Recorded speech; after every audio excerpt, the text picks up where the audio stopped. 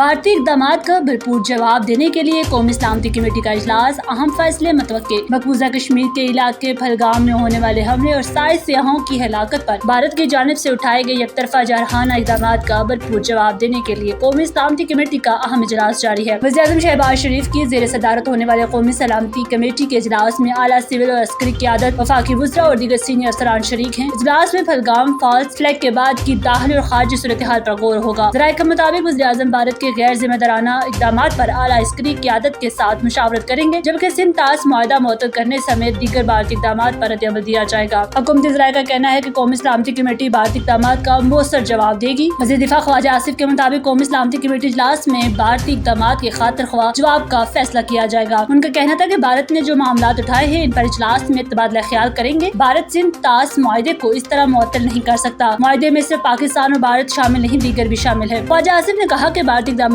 का पाकिस्तान की तरफ से जामिया जवाब दिया जाएगा, जिस तरह अभिनंदन के वक्त जवाब दिया था। इस बार भी 100% जवाब देने की पोजीशन में है।